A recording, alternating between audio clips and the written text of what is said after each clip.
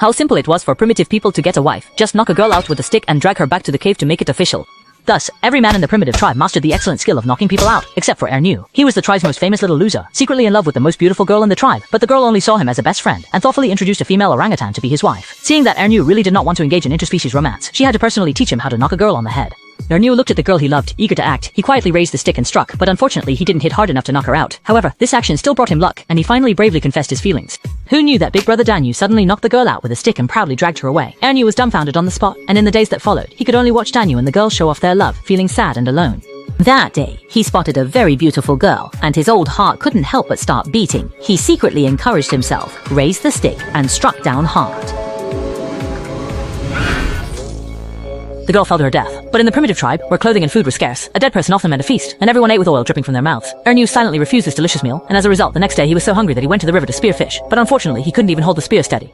Danu speared a small fish the size of an ear, and the beauty excitedly rushed over, even giving him a kiss, showing how scarce food was. Helplessly, the leader took everyone out hunting. Ernu appeared short and weak among the strong men, and repeatedly wanted to back out, making the leader so angry he wanted to stab him. While everyone was discussing the hunting plan, a snake quietly crawled into Ernu's pant leg, and Ernu immediately started shaking like he had Parkinson's. The others looked at him, puzzled, completely unaware that a mammoth was walking by behind them.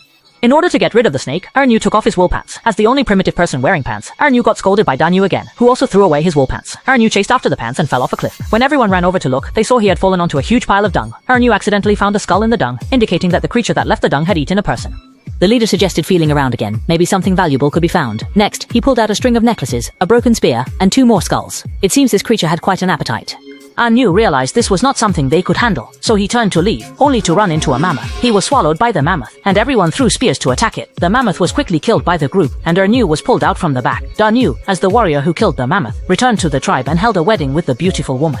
Ernu wandered desolately outside the cave, unaware that a spy from another tribe happened to arrive, picking up a stone to launch a sneak attack from behind, but was knocked out by a bone Ernu accidentally threw. The leader, experienced and knowledgeable, immediately recognized this as a psychic from the big tribe, who had the ability to control animals, and they must interrogate him to find out his purpose for being here.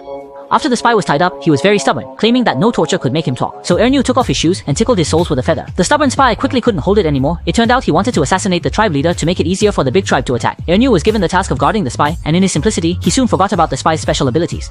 At this moment, the spy saw a large rat, and his eyes suddenly emitted a green light, establishing a connection with the rat. The man made strange sounds with his mouth, and the rat seemed to understand him, quickly running behind a big tree to bite through the rope. Ernu was still cluelessly showing off, and when he turned around, he was face to face with the spy. The spy ran away, but the war was unavoidable. The 2 groups quickly gathered in an open area, and a great battle was about to begin. Ernu noticed someone nearby looked familiar. It turned out the beauty had disguised herself as a man and joined in. Once the fight started, the beauty was very strong. In contrast, Ernu was busy searching for his glasses on the ground, while both sides were evenly matched in the fight. Ernu finally found his glasses, but saw the leader lying on the ground, with only his head left. At this moment, the enemy leader captured the beauty. Ernu immediately informed Danu about the leader being killed, and the beauty being captured, but Danu directly ordered a full retreat. Watching the beauty being taken away, they returned to the tribe to lead everyone in migration. No one wanted to rescue the captured beauty. For Big Bull, he doesn't lack women, but for Second Bull, that was his love, so he decided to leave the tribe and rescue her on his own.